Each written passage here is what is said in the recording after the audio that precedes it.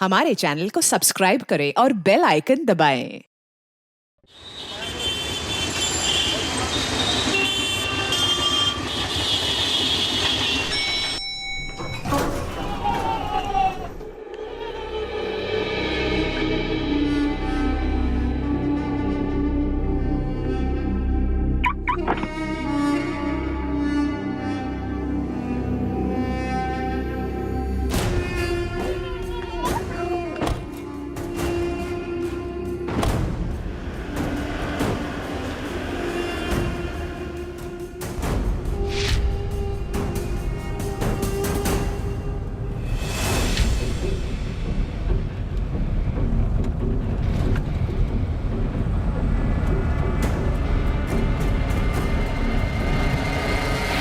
The number you have called is currently switched off.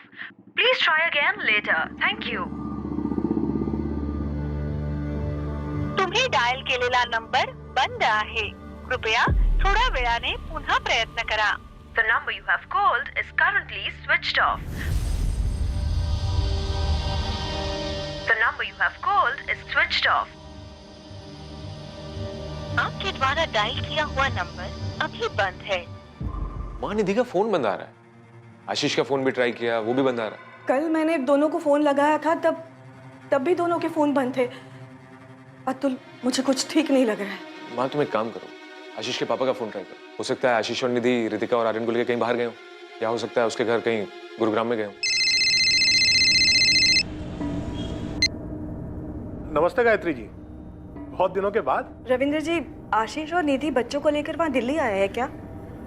2 दिन से मैं उन्हें फोन लगा रही हूँ, दोनों के फोन बंद आ रहे हैं। नहीं तो आने वाले थे क्या वो लोग? लेकिन आशीष ने तो मुझे इस बारे में कुछ बताया नहीं। और ऐसे कैसे दोनों का फोन बंद आ रहा है? आपकी कुछ बात हुई थी इन दिनों उनसे? उन्होंने कुछ बताया था ऐसा कि कहीं बाहर जाने का प्रोग्राम बनाया हो? और गायत्री जी, 1 हफ्ता पहले मेरी आशीष से बात हुई थी, वही हर बार की तरह हालचाल जानने के लिए बस। मेरी भी 4 दिन पहले बात हुई थी निधि से। बातों से लग रहा था कि वो परेशान है, और अब 2 दिन से उनके फोन भी बंद आ रहे हैं। कुछ हुआ था क्या गायत्री जी? निधि परेशान क्यों थी? आशीष ने इस बारे में कुछ मुझे बताया भी नहीं, कोई जिक्र भी नहीं किया। उसकी बातों से लग रहा था कि वो परेशान है, पर उसने कुछ बताया नहीं। अब मुझे भी चिंता हो रही है गायत्री जी। उन दोनों का फोन ऐसे बंद नहीं रहता है। और दोनों बच्चे कहाँ हैं?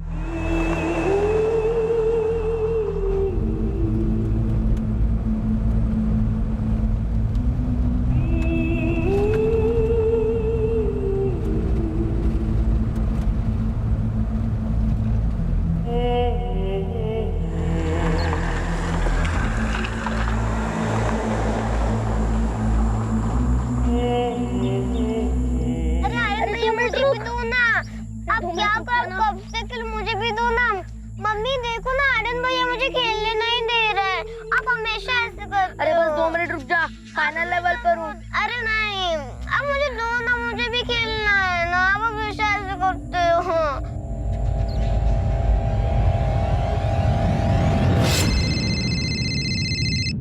हेलो। हेलो विवेक, मैं निधि का भाई अतुल बोल रहा हूँ। हम लोग एक बार मिल भी चुके हैं। कौन निधि? आशीष की वाइफ। ओ हाँ अतुल, कैसे हो? हाँ मैं ठीक हूँ, मैं जोधपुर में हूँ। मैंने बस इसलिए फोन किया था कि आशीष ऑफिस आया है क्या? आशीष तो पिछले 2 दिन से ऑफिस नहीं आया है, और उसने ना ही किसी को कुछ बताया है। यहाँ तक कि उसने हमारे बॉस नितिन को भी कोई इन्फॉर्मेशन नहीं दी। मैंने कहा भी था उससे कि जाने से पहले नितिन सर को बता के जाए। वो कहीं जाने वाला था? कुछ बताया उसने? हाँ, फोन आया था उसका 2 दिन पहले। विवेक, मैं निधि और बच्चों को लेकर महाबलेश्वर जा रहा हूँ 4 दिनों के लिए। आज पूरे वेस्टर्न डिवीजन सेल्स टीम की मीटिंग है ऑफिस में, और तू बोल रहा है तू महाबलेश्वर जा रहा है? प्लान अचानक बना है, मैं चेंज नहीं कर सकता, मुझे जाना पड़ेगा। कब बना है प्लान? कल तो तूने इसके बारे में मेरे को कुछ नहीं बताया, और ये मीटिंग तो पिछले 2 हफ्ते से फिक्स है ना। विवेक, मुझे जाना पड़ेगा, तू किसी तरह मैनेज कर लेना वहाँ पर। तू एक काम कर, तू मुझे नहीं नितिन सर को इन्फॉर्म कर। भाई बॉस वो है, मैं नहीं। तू बता देना सर को। और क्या बोलूंगा? तू इतनी इंपॉर्टेंट मीटिंग छोड़ के महाबलेश्वर घूमने जा रहा है? नहीं नहीं भाई, तू इन्फॉर्म कर दे, नहीं तो महाबलेश्वर तू घूमने जाएगा और बॉस की डांट मैं सुनूंगा। ठीक है, रहने दे, मैं ही बता देता हूँ सर को। लेकिन अब्दुल, आशीष ने नितिन सर को कुछ बताया ही नहीं, बिना बात किए चला गया, और यहाँ अकेला सारी प्रॉब्लम मैं झेल रहा हूँ। महाबलेश्वर में कहाँ रुकने वाले थे? कुछ बताया उसने? नहीं, कुछ नहीं बताया आशीष ने, बस इतना ही कहा था कि 4 दिनों के लिए वो महाबलेश्वर जा रहा है।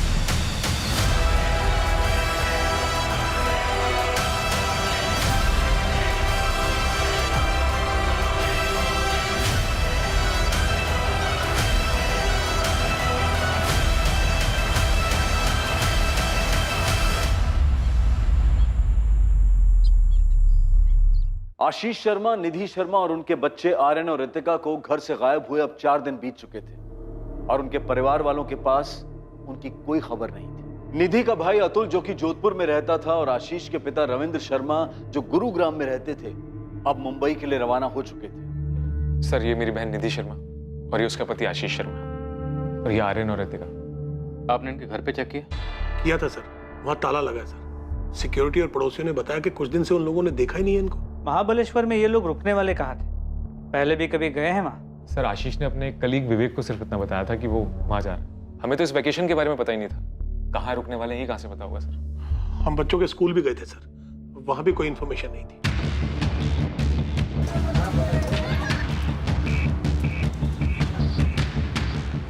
महाबलेश्वर का एक एक होटल चेक किया गया लेकिन पुलिस को ना आशीष शर्मा या निधि शर्मा के नाम से कोई बुकिंग मिली और ना ही उनकी कोई खबर। मुंबई से महाबलेश्वर तक के टोल नाका के सीसीटीवी फुटेजेस से भी कोई लीड नहीं मिली। आशीष की कार ने कोई टोल नाका कभी क्रॉस ही नहीं किया था जो उन्हें महाबलेश्वर ले जा सके।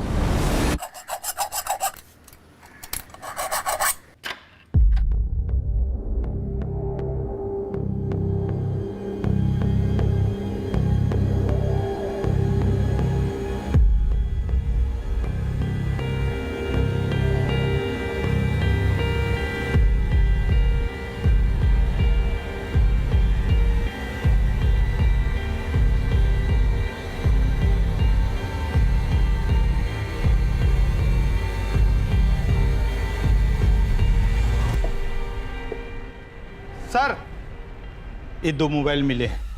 क्या ये दोनों फोन आशीष के ही हैं या आशीष और निधि के? हो सकता है सर, लेकिन मैं पक्का नहीं बोल सकता क्योंकि मुझे नहीं पता वो दोनों कौन सा मोबाइल यूज करते हैं। टोकरा ऑन करो फोन।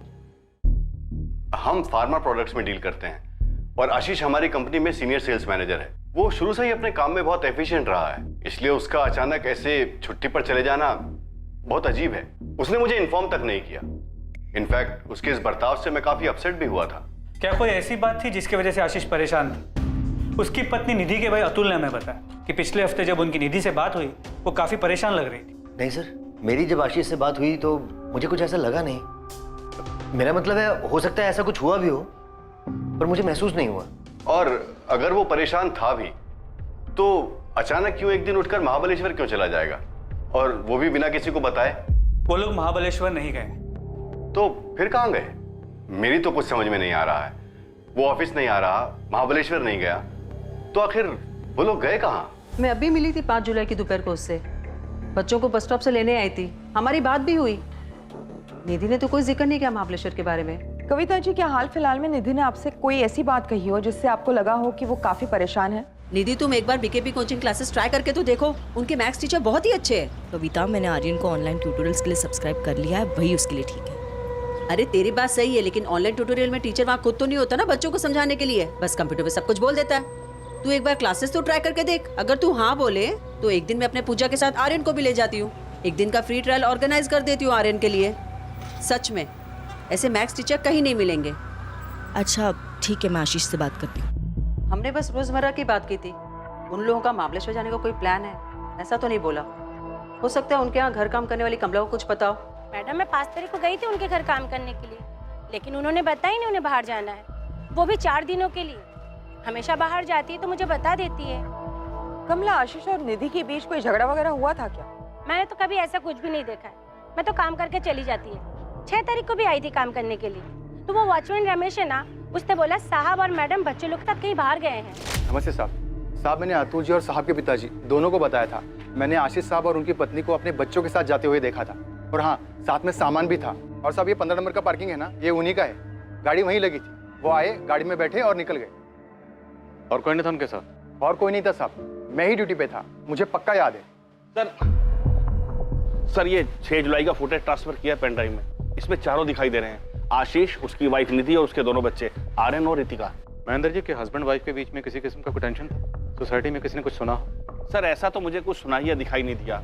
और वैसे मैंने सोसाइटी में कविता जी, 2nd फ्लोर वाली मीना जी और अस्मिता जी से भी पूछकर बात की थी। ये सब भी निधि की बहुत अच्छी दोस्त हैं। इन्हें भी किसी झगड़े या परेशानी के बारे में कुछ नहीं पता। सर वैसे हस्बैंड वाइफ के बीच में कुछ अंदरूनी बात हो उसके बारे में मैं नहीं बता सकता।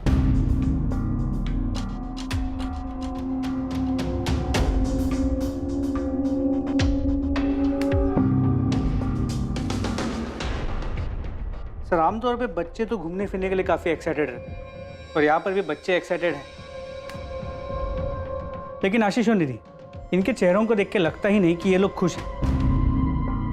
आप खुद ही देखिए, ऐसा लग नहीं रहा कि छुट्टी पे जा रहे हैं। चेहरे पे इतनी उदासी।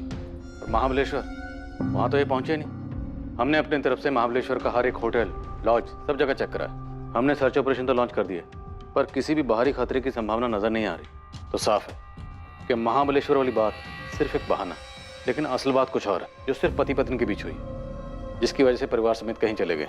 पर सर ऐसा कैसे हो सकता है? दोनों के बीच में कुछ बात हुई हो और हमें भनक तक ना लगी हो। सर अगर दोनों का झगड़ा हुआ होता तो बच्चों पर उसका असर जरूर होता। बच्चे तो खुश नजर आ रहे हैं। हाँ, लेकिन निधि और आशीष वो तो खुश नहीं। और हो सकता है बच्चों को भी कुछ ना पता, जैसे आप लोगों को कुछ नहीं पता। किसी खतरे में तो नहीं है सर? मुझे सच में उनकी बहुत फिक्र हो रही है सर। हो भी सकता है, और आप लोग ही बेहतर बता सकते हैं कि अगर खतरा था तो कहाँ से, क्योंकि बाहर से कुछ नजर नहीं आया। रितिका ने कभी किसी परेशानी के बारे में नहीं बताया। मैंने उसके सारे क्लासमेट से बात की है। अगर कुछ होता तो किसी ना किसी से जरूर कहती वो। और आर्यन, उसकी तो 2 हफ्ते पहले ही पेरेंट टीचर मीटिंग थी, निधि भी आई थी उसमें। उसको देखकर बिल्कुल नहीं लग रहा था वो थोड़ी भी परेशान है। वो लोग 6 जुलाई को निकले थे। उसके 4-5 दिन पहले रितिका और आर्यन के बर्ताव में कोई बदलाव? नहीं मैम, कोई भी बदलाव नहीं था। अगर ऐसा कुछ होता तो मुझे जरूर पता चलता। रितिका भी बिल्कुल नॉर्मल थी। अगर कुछ बदलाव होता तो मैं नोटिस जरूर करती उसे। और अजीब बात तो ये है मैडम कि कल से आर्यन के क्वार्टरली एग्जाम स्टार्ट हुए हैं, जो कि बहुत ही इंपॉर्टेंट होते हैं। कोई भी माँ उस बीच अपने बच्चों को छुट्टियों पे कैसे ले जा सकती है? 11 जुलाई 2017 आशीष शर्मा और उसके परिवार के गायब होने के ठीक 5 दिन बाद एक खबर आई, जिससे आखिरकार ये पता चला कि वो लोग पूरे परिवार के साथ अपनी कार लेकर मुंबई से किस तरफ निकले थे। इस खबर ने इस मिसिंग केस को और भी ज्यादा उलझा दिया था, लेकिन इस खबर की ही मदद से पुलिस को आखिरकार आशीष और उसके परिवार को ढूंढने में सही दिशा मिली थी।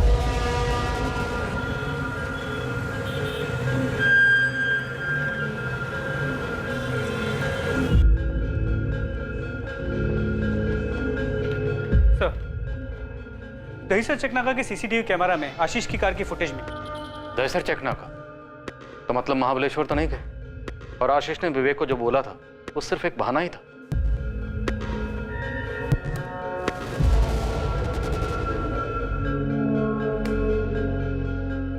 इस तरफ कहाँ जा सकते हैं लोग? एक तो यहाँ से सिर्फ गुजरात जा सकते हैं, या फिर घोड़बंदर रोड से राइट लेके नासिक से। नासिक साइड में जो टोल नाका है वहाँ की 6 जुलाई की सीसीटीवी फुटेज मंगा ली और गुजरात बॉर्डर पे भी इंफॉर्मेशन भेज दी। दीपक, मुझे लगता है कि सबके पीछे कोई अंदरूनी मामला छिपा हुआ है। खैर, इन चारों के फोटोग्राफ्स इधर दहीसर से गुजरात तक और उधर इगतपुरी से नासिक सभी पुलिस स्टेशन में पहुंचो। देखते हैं शायद कहीं से कोई खबर आ जाए। गुजरात, नासिक, इगतपुरी, क्या इनमें से कहीं जा सकते हैं? मुझे तो ये समझ में नहीं आ रहा कि ये दोनों बिना किसी को कुछ बताए हुए कहीं क्यों जाएंगे। निधि ने माता को कुछ नहीं बताया। गायत्री जी, क्या उसे निधि ने आपको अपनी परेशानी की वजह बताई थी? उसने तो ऐसा कुछ नहीं बताया, पर उसकी बातों से मुझे ऐसा लगा कि वो परेशान है। और मैंने उसको पूछा भी, पर उसने कहा कि ऐसी कोई बात नहीं है। हाँ माँ, सब ठीक चल रहा है। आर्यन और रितिका का स्कूल भी ठीक है। जरा बात तो करा दे बच्चों से। माँ सो गए दोनों, बाद में बात कराती हूँ कल या परसों में। और कुछ बोलना है? नहीं, तो ठीक है ना? कोई परेशानी है क्या? हाँ माँ, मैं ठीक। बार बार एक ही बात क्यों पूछ रही हूँ? कुछ तो बात है, तो इतना चिड़चिड़ा कर क्यों बोल रही है? मैं चिड़चिड़ नहीं कर रही हूँ, बस थक गई हूँ। अब बिना मतलब के मेरी चिंता करना छोड़ दे माँ। और कुछ बोलना है या मैं फोन रखूँ? मुझे ऐसा लगा कि आशीष से उसका कोई झगड़ा हुआ होगा, इसलिए परेशान है और बताना नहीं चाहती। गायत्री जी, आपकी बेटी और दामाद के बीच कोई अनबन थी या वो दोनों खुश थे साथ में? थोड़े बहुत झगड़े तो होते थे। ऐसे झगड़े हर घर में होते रहते हैं। आशीष और निधि के बीच में अगर कोई झगड़ा होता भी था तो वो दोनों आपस में सुलझा लेते थे। माँ, रविंद्र अंकल, अब बात आम झगड़े की नहीं है। वो दोनों गायब हैं बच्चों के साथ। अब किसी से भी कुछ भी छुपा के क्या फायदा? तो अब तक बहुत कुछ छुपाया गया हमसे, क्यों अतुल? नहीं मैम, वैसी बात नहीं है। एक्चुअली आशीष और निधि के बीच में 2 महीने में काफी झगड़े बढ़ गए थे और निधि माँ को भी कुछ नहीं बताती थी। जब उसने खुद से कुछ नहीं बताया तो आप लोग क्यों अंदाजा लगा रहे कि झगड़े बढ़ गए थे? रविंद्र अंकल, आप ही बताइए ना, जो मुझे बता रहे थे। क्या बात है रविंद्र जी, अगर कोई भी बात है तो छुपाइएगा नहीं। शायद आपकी कोई बात हमें आपके बेटे, बहू और उनके बच्चों तक पहुंचा सकती है। मैडम, अतुल सही कह रहा है। पिछले 2 महीने से आशीष हमसे ठीक से बात ही नहीं करता था। उसके दिमाग में जरूर कुछ चल रहा था। हाँ, तो वो अपने काम को लेकर भी तो परेशान हो सकता है ना। लेकिन इस साल पहली बार हुआ है कि निधि बच्चों को लेकर छुट्टियों के महीनों जोधपुर नहीं आई। हाँ, तो अगर वो आपके यहाँ नहीं आई तो इस बार वो गुरुग्राम भी तो नहीं आई। अरे लेकिन एक मिनट, इस झगड़े का कारण था क्या? यही तो नहीं पता मैडम। ना माँ को कुछ ठीक से पता है, ना रविंद्र अंकल को कुछ ठीक से पता है। आशीष और निधि ने इस बारे में किसी को कुछ बताया नहीं। तो 2 महीने पहले तक सब कुछ ठीक था। बताइए, अब सब चुप क्यों है? 2 महीने पहले तक सब कुछ ठीक था। हमें तो सब कुछ ठीक ही लग रहा था 2 महीने पहले तक। मैडम, उन दोनों के बीच में जो कुछ भी चल रहा था उन्होंने हमें कुछ नहीं बताया। पर यह बात पक्की है कि कुछ तो ठीक नहीं था उन दोनों के बीच में। परेशानी की कोई वजह तो थी।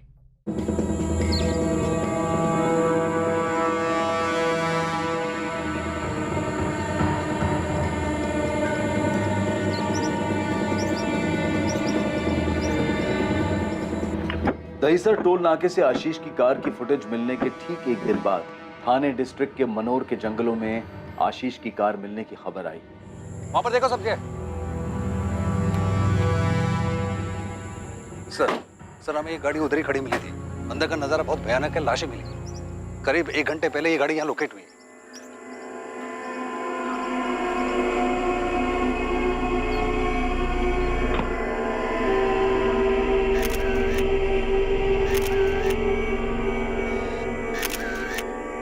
सर वो जो चौथा आदमी है आशीष शर्मा, उसकी लाश अभी तक नहीं मिली।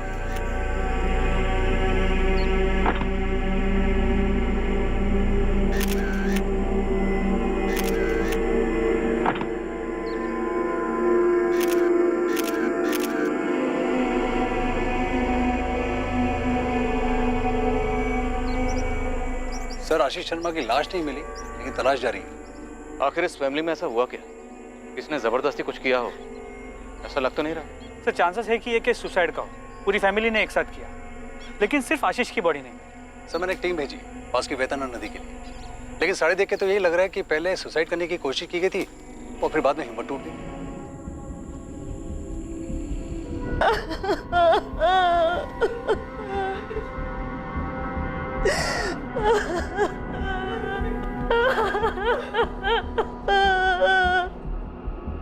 हुआ क्या था इंस्पेक्टर?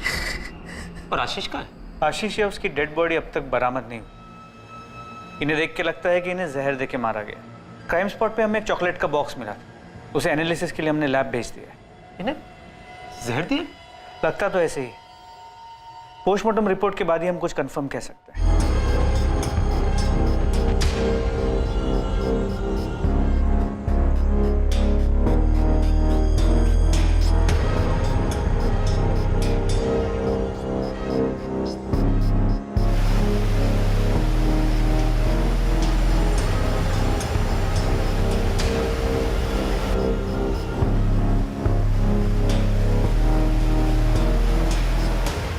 डॉक्टर साहब हमारी तलाश जारी है।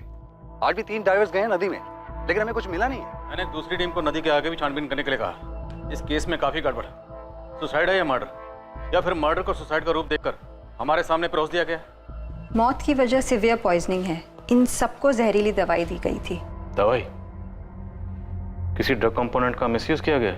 हाँ, बेरामेक्सिन का इस्तेमाल किया गया था। बच्चों को भी यही दवाई दी गई है? हाँ, आपको एक चॉकलेट का बॉक्स मिला था। यस। दवाई शायद उसी में मौजूद थी। बच्चों को मुश्किल से 5 मिनट लगे होंगे कोलैप्स करने में, और उनकी माँ को लगभग 10 मिनट लगे होंगे, और मौत उसके तुरंत बाद ही हो गई होगी।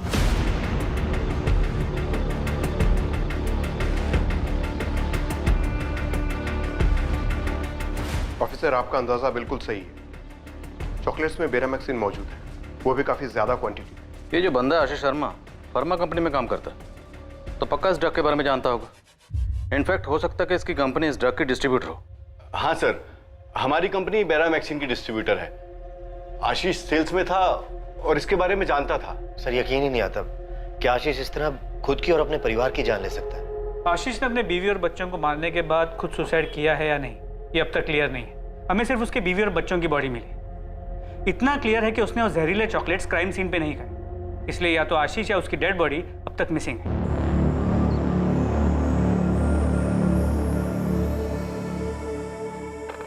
आर्यन, रितिका, ये लो। पापा मुझे बर्गर चाहिए। मुझे भी। लेकिन पापा आपने तो कहा था हम हाईवे पे रुककर बर्गर खाएंगे। प्लीज पापा मुझे बर्गर ही चाहिए। बेटा उसमें थोड़ा टाइम है, तब तक ये लो चॉकलेट्स खाओ। पापा लेकिन हम यहाँ क्यों रुके हैं? बेटा पापा थोड़ा थक गए, थोड़ा सा बस ब्रेक लिया है ना, थोड़ी देर के बाद चलेंगे। बहुत दूर जाना है ना यहाँ से। ये लो खाओ।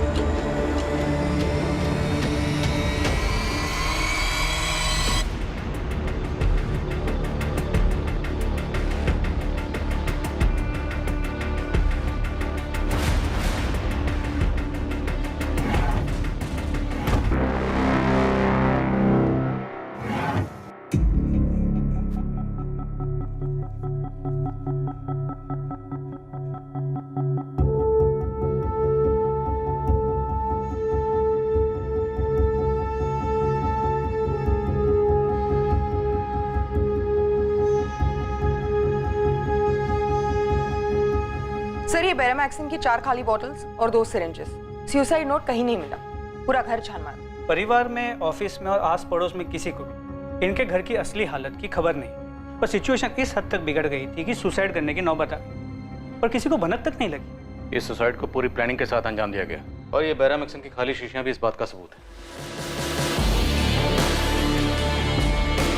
आखिर आशीष शर्मा था कहाँ? पुलिस को आशीष की बॉडी अब तक नहीं मिली थी।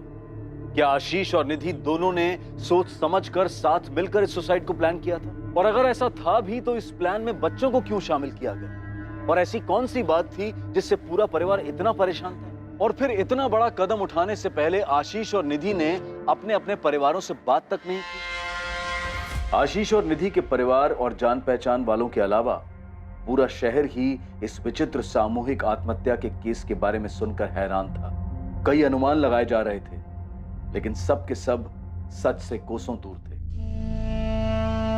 3 लाशें मिल गई थी, लेकिन चौथी लाश का कोई नामो निशान नहीं था। इसलिए ऐसा भी हो सकता था कि आशीष शर्मा जिंदा हो और गायब हो। इस भयानक जुर्म को अंजाम देने का कोई ठोस मकसद अब तक सामने नहीं आ पाया था। मैडम ये रहे आशीष और उसकी पत्नी निधि शर्मा के अकाउंट डिटेल्स। उनका एक हाउसिंग लोन है, लेकिन कभी उसका डिफॉल्ट नहीं हुआ। सारी इंस्टॉलमेंट्स टाइम पर आई है। कोई सस्पिशियस ट्रांजैक्शन, कोई खरीदी बिक्री जो गैरकानूनी हो? मैडम इसकी जानकारी तो मैं नहीं दे पाऊंगा। आपको आशीष शर्मा की कंपनी या उसके सीए से बात करनी चाहिए।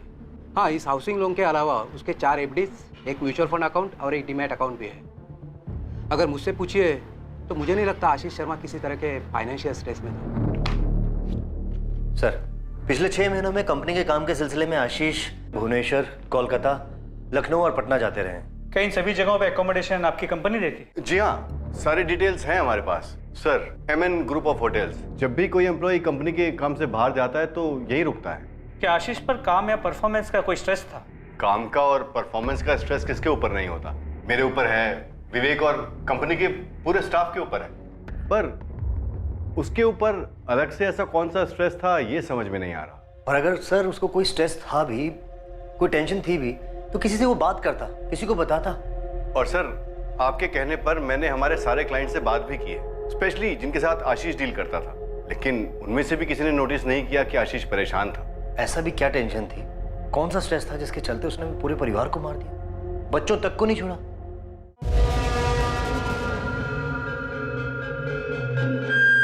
सर, मैंने आशीष और निधि के बैंक स्टेटमेंट और फाइनेंशियल डिटेल्स को बारीकी से स्टडी किया। कहीं कुछ गड़बड़ नहीं लगता। कोई ऐसा ट्रांजैक्शन ही जो गलत या गैर कानूनी हो। जैसे बैंक मैनेजर ने हमसे कहा था, फैमिली में पैसों को लेकर कोई प्रॉब्लम दिखाई नहीं देती। सर, आशीष की फोटो को कलकत्ता, भुवनेश्वर, पटना और उन सभी जगहों पे भेजा जहां पर वो काम से जाता था, और उन सभी होटल्स में भी जहां पर वो रुकता था। दीपक, मुझे नहीं लगता कि आशीष इनमें से किसी भी जगह जाएगा, अगर वो जिंदा है तो। और अगर ये सुसाइड नहीं, मर्डर है तो, जो कि शायद आशीष ने बहुत सोच समझ के की। मर्डर नहीं लगता, यही तो अजीब बात है। पोस्टमार्टम रिपोर्ट में ये साफ साफ लिखा है कि तीनों बॉडी पर स्ट्रगल मार्क्स नहीं है। निधि, आर्यन, रितिका तीनों ने चॉकलेट्स खुद खाई थी। सर अगर हम मान भी लेते हैं कि रितिका और आर्यन को डरा धमका के चॉकलेट्स खिलाई, लेकिन फिर भी निधि का क्या? उसने कोई स्ट्रगल नहीं किया, उसने वो जहर वाली चॉकलेट्स चुपचाप खा ली। उनके घर वाले भी कुछ नहीं जानते। कितना अजीब, घर में इतना कुछ हुआ और हर कोई एक ही रट लगा रहा है, किसी को कुछ नहीं पता। सर होपफुली आशीष हमें जिंदा मिल जाए, क्योंकि अगर उसकी भी डेड बॉडी मिलती तो शायद एक केस हमेशा के लिए अनसुलझा रह जाएगा और मकसद कभी सामने ही नहीं आएगा।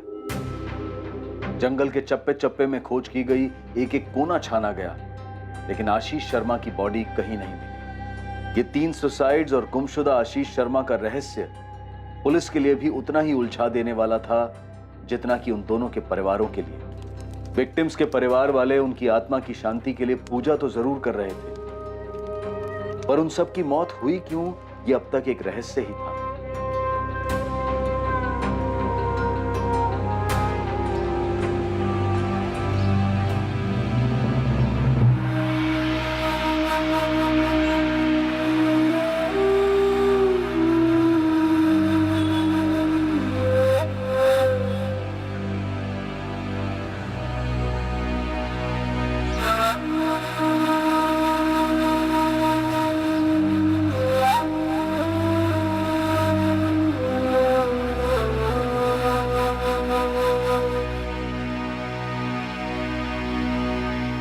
आशीष शर्मा जिंदा था और दर दर भटक रहा था, दिशाहीन और निर्जीव।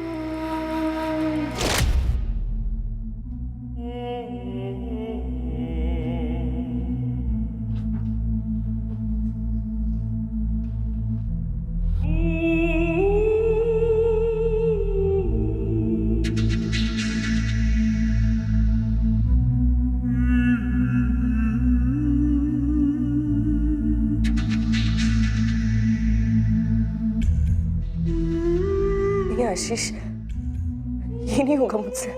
निधि, यही सबसे आसान तरीका है, सब साथ में मर जाएंगे। नहीं नहीं, समझने की कोशिश करो, इसके अलावा जो भी तरीका होगा वो बहुत दर्दनाक होगा, हम सबकी बर्दाश्त के बाहर। हमारा तो ठीक है, मगर बच्चों का क्या? निधि, निधि, निधि, प्लीज मेरी बात समझो। नदी में कूद के जान लेना ही सबसे सही। नहीं आशीष, नहीं, बस।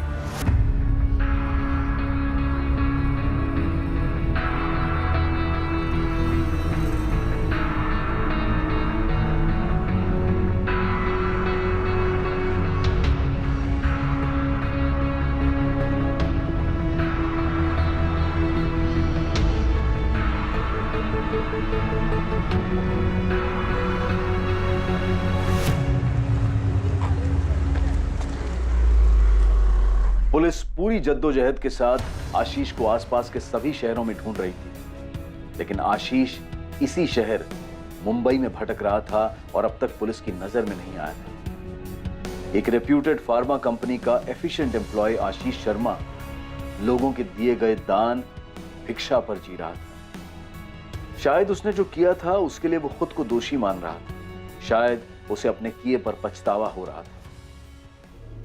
इन भयानक आत्महत्याओं के पीछे का कारण और मकसद, और वो एक आदमी जिसकी वजह से ये सब हुआ, और इस सब के पीछे का सच अब सामने आने वाला था। और इस सच को सामने लाने वाला कोई और नहीं, खुद आशीष शर्मा था, जो शायद दर दर भटक कर अब थक चुका था, अपने गुनाहों का प्रायश्चित करना चाहता था।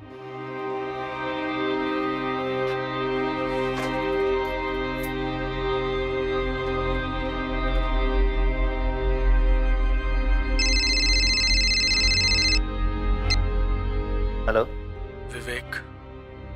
आशीष, थक गया हूं मैं, थक गया हूं भटकते भटकते। आशीष तू है कहाँ? मैंने तीनों को मार डाला, निधि, रितिका, आर्यन, सबको खत्म कर डाला। आशीष तू है कहाँ इस वक्त? बोलना। समझ में नहीं आ रहा है कहाँ जाऊं, क्या करूं। आशीष तू कुछ मत कर, तू मुझे ये बता तू है कहाँ, मैं आता हूँ तुझे लेने के लिए। तेरी सोसाइटी के पास, तेरे घर के सामने वाली दुकान पर।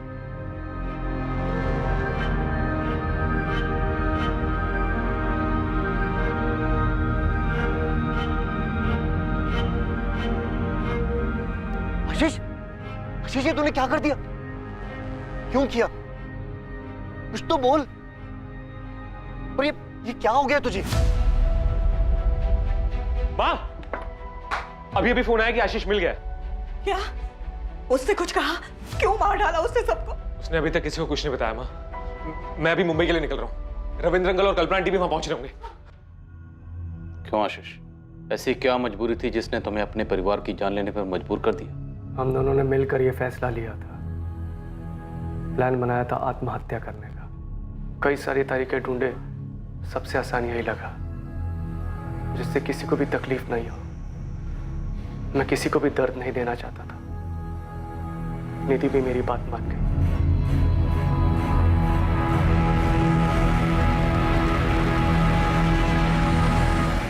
तुम दोनों ने प्लान किया था सुसाइड का, आखिर क्यों? सर, ऐसी जिंदगी जीने का कोई फायदा नहीं था। मैं घुट-घुट के नहीं जीना चाहता था। सारी गलती मेरी थी। निधि और बच्चे बेकसूर थे। कैसी गलती आशीष? कौन सी गलती? आखिर ऐसी कौन सी गलती थी जिसने तुम्हें 3 जिंदगी लेने पे मजबूर कर दी?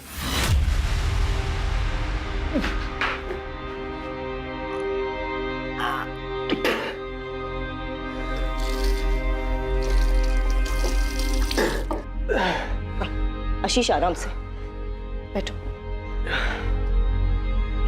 पी लो आशीष, पानी पियो। आशीष, कितनी बार कहा है किसी अच्छी डॉक्टर से चेकअप करवा लो। आज 4 दिन हो गए, तुम्हारी उल्टी बंद होने का नाम ही नहीं ले रही है। हाँ बाबा, करा लूंगा। खुद परेशान हो गया अपनी तबीयत खराब होने की वजह से। तुम आराम करो।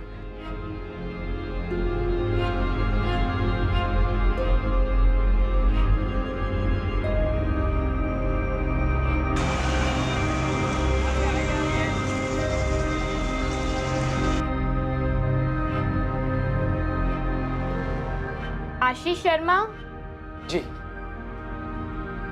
3500। मैम बता सकते हैं इसमें क्या लिखा है? ये आपको सिर्फ डॉक्टर साहब ही बताएंगे, मेरा काम सिर्फ रिपोर्ट देना है।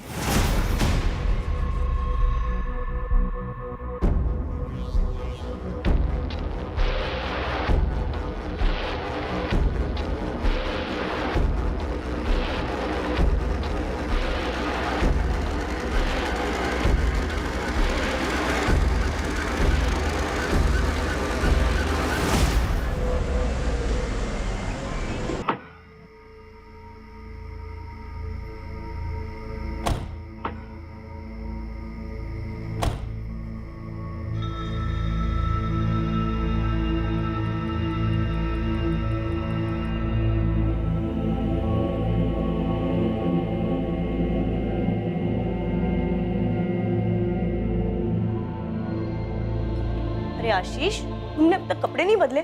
जल्दी से कपड़े बदल लो, खाना तैयार है। मैं तब तक ऋतिका और आर्यन को खिला देती हूँ।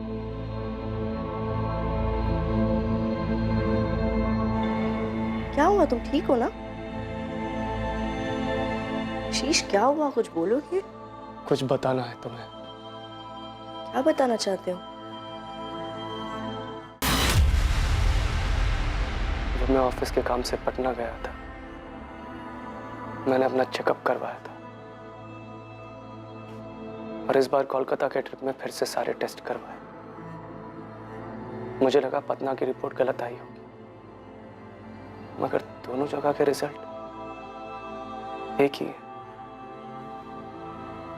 निधि, हम HIV पॉजिटिव। आशीष, लेकिन ऐसा कैसे हो सकता है? ऐसे कोई HIV पॉजिटिव तो नहीं।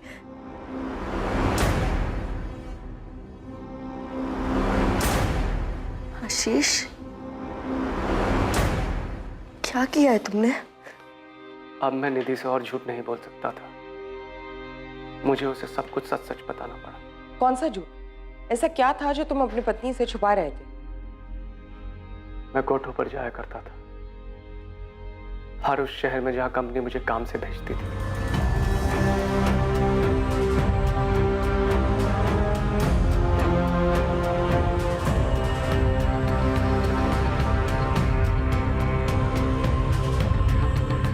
कुछ दिनों से, बल्कि कुछ महीनों से मुझे बड़ा अजीब सा लग रहा था।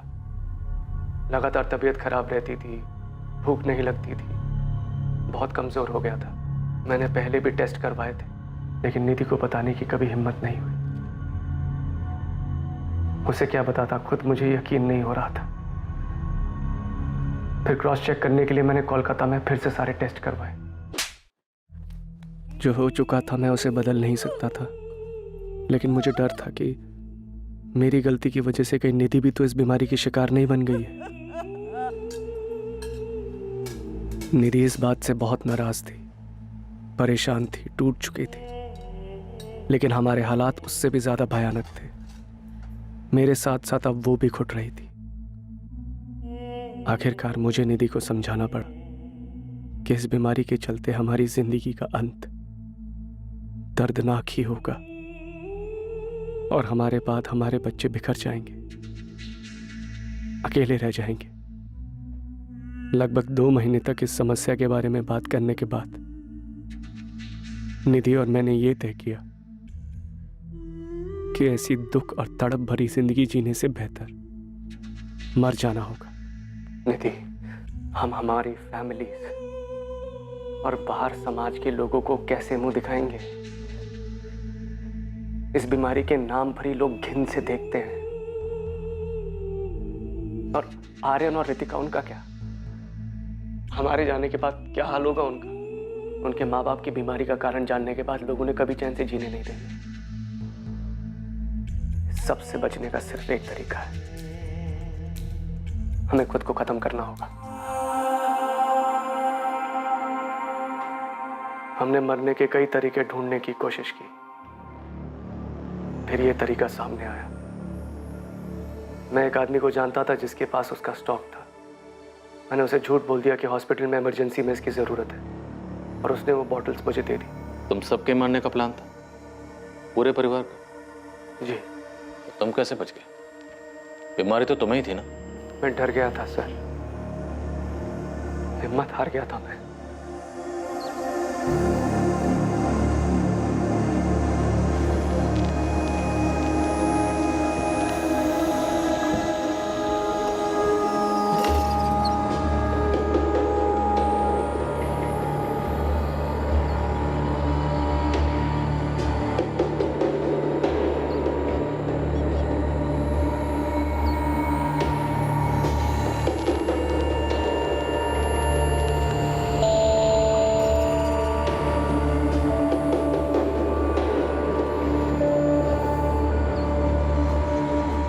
मैं डर गया था, मुझसे हिम्मत ही नहीं हुई।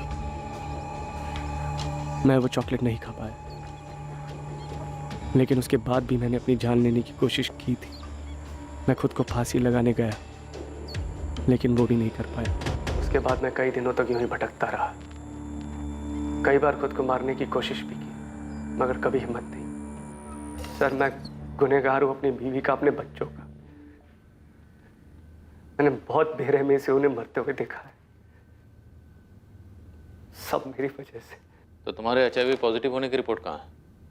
तुम्हारे घर की तलाशी में तो हमें ऐसी कोई रिपोर्ट नहीं मिली, और ना ही घटनास्थल पर तुम्हारी गाड़ी में कोई ऐसी रिपोर्ट मिली। वो रिपोर्ट्स मैंने जला दी थी। और निधि की रिपोर्ट्स वो कहाँ है? मैंने निधि का टेस्ट नहीं करवाया था। तुमने निधि के टेस्ट कभी करवाए नहीं, तो तुम्हें कैसे पता था कि निधि HIV पॉजिटिव थी? सर, वो मेरी पत्नी थी, और एक नॉर्मल कपल की तरह हमारे बीच भी फिजिकल रिलेशन था। तो स्वाभाविक है, अगर मुझे HIV पॉजिटिव है तो उसे भी होगा। और बच्चे, उनका क्या? उन्हें क्यों मार डाला? बच्चे बेकसूर थे सर, उन्हें तो पता भी नहीं था कि हमने क्या प्लान किया। लेकिन हमारे जाने के बाद कौन संभालता उनको? मैं और निधि उन्हें अनाथ बनाकर नहीं जाना चाहते थे। समाज में जब सबको पता चलता कि उनके माँ बाप को HIV पॉजिटिव है, जीना दुश्वार हो जाता उनका यहाँ। तुमने निधि के टेस्ट नहीं करवाए, बच्चों का कोई लेना देना नहीं था इन सब, और तुमने उन सब की जिंदगी खत्म करने का फैसला ले लिया। मैं और निधि नहीं चाहते थे कि हमारे जाने के बाद हमारे बच्चे किसी भी परेशानी का सामना करें, इसीलिए फैसला हमने मिलकर लिया था। लेकिन निधि तो मर गई और तुम जिंदा हो। तुमने अपनी बीमारी की वजह से निधि को मौत के मुंह में कूदने पर मजबूर किया। तुम डर गए? तो मुझे भी मार दीजिए सर। मेरी वजह से मेरी बीवी, मेरे बच्चे सब चले गए। मुझे भी जीने का हक नहीं है सर। मार दीजिए सर, मुझे भी मार दीजिए सर। क्या बकवास कर रहा है ये आदमी? सर मुझे इसकी बात पे बिल्कुल भी यकीन नहीं है। सर कुछ और ही हुआ है। कुछ और हुआ तो हम उसे ढूंढ निकालेंगे, ये हमारे लिए भी जानना जरूरी है। पर सर ऐसा कैसे हो सकता है? सर निधि के साथ इतनी बड़ी बात हो गई और उसने हमें कुछ भी ना बताया हो। और सर रिपोर्ट्स कहाँ हैं जिसमें लिखा है कि निधि HIV पॉजिटिव थी? और आशीष की रिपोर्ट्स कहाँ हैं? सर मैं कह रहा हूँ बात कुछ और ही है। रविंदर जी, वही कुछ हम भी पता करने की कोशिश कर रहे हैं। हमने आपके बेटे को टेस्ट के लिए भेजा। उसका कहना है कि उसने अपनी टेस्ट रिपोर्ट जला दी और निधि के टेस्ट कभी करवाए नहीं गए। फिलहाल उसने इतना ही कहा। सर झूठ बोल रहा है आदमी। सर वो हत्यारा है। सर उसने बच्चों को और निधि को मार डाला। सर उसने प्लान ही बनाया था निधि को और बच्चों को मारने का। उसका सर खुद मरने का कभी प्लान था ही नहीं, इसलिए बाहर अकेला जिंदा घूम रहा है। सर हम आशीष की टेस्ट की रिपोर्ट का इंतजार कर रहे हैं। चार्जेस उसके बाद ही फाइल होंगे। आशीष को टेस्ट के लिए भेजा गया ताकि उसकी सच्चाई का पता लगाया जा सके। या तो ये आशीष शर्मा झूठ बोल रहा है या तो फिर इसे गलत रिपोर्ट्स दी गई होंगी उन दोनों जगहों से जहां से भी इसने टेस्ट करवाए। He is not HIV positive. Sir मुझे तो लगता है कि ये आशीष शर्मा झूठ बोल रहा है। मेरी सलाह तो यही है कि 2-3 लैब्स में और इसकी जांच होनी चाहिए। क्या निधि के ब्लड सैंपल से ऐसी कोई बात सामने? नहीं, बिल्कुल नहीं। और अगर ऐसा कुछ होता तो मैं खुद ही बता देती। निधि HIV पॉजिटिव नहीं थी। सर अब तो रिपोर्ट्स भी सामने आ गई और ये साफ हो गया कि ये बंदा सफेद झूठ बोल रहा है। ये पूरी इसकी प्लानिंग। बीवी को कॉन्फिडेंस में लेके बीवी और बच्चों को मार दिया और प्लान भी ऐसा बनाया कि सांप भी मर जाए और लाठी भी ना टूटे। लेकिन किस लिए? मकसद क्या था?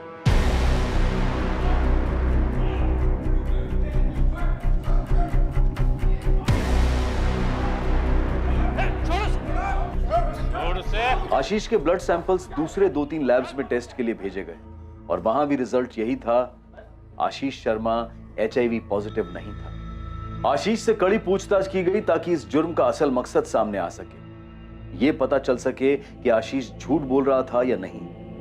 कहीं ऐसा तो नहीं था कि आशीष ने जानबूझकर अपनी पत्नी को HIV पॉजिटिव वाली बात पर यकीन दिलाया था ताकि वो निधि और बच्चों से अपना पीछा छुड़ा सके।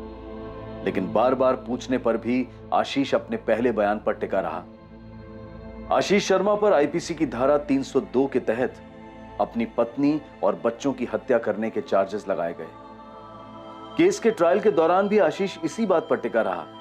यह उसका और उसकी पत्नी का आपसी सहमति से लिया गया फैसला था। ट्रायल के बाद आशीष शर्मा को उसकी पत्नी और बच्चों के मर्डर के चार्ज में उम्र कैद की सजा सुनाई गई।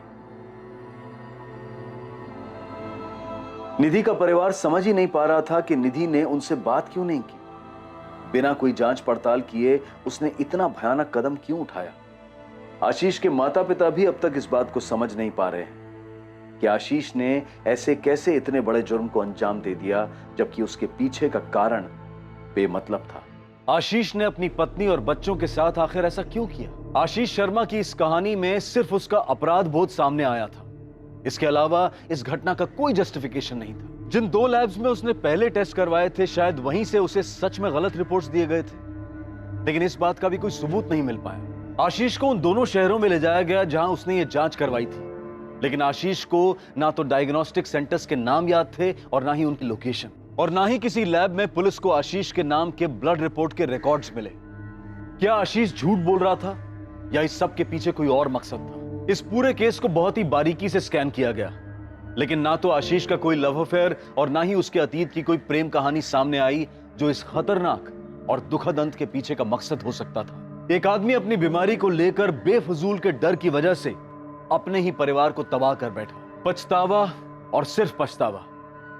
बदकिस्मती से ना तो हम गुजरे हुए समय को वापस ला सकते हैं और ना ही उठाए गए कदम को वापस मोड़ सकते हैं। आशीष ने जो सड़क ली थी उसका कोई यू टर्न नहीं था।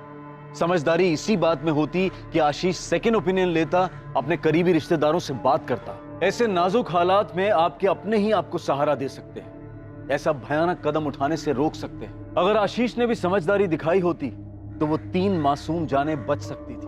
अब मैं अनूप सोनी आपसे विदा लेता हूं, फिर मुलाकात होगी एक और नए केस के साथ। और याद रखें, क्राइम और आपके बीच में सिर्फ इतना फर्क है कि आप कितने सतर्क हैं। सतर्क रहें, सुरक्षित रहें। जय। क्राइम पेट्रोल 2.0 7 मार्च से सोमवार से शुक्रवार रात 10 बजे सोनी पर।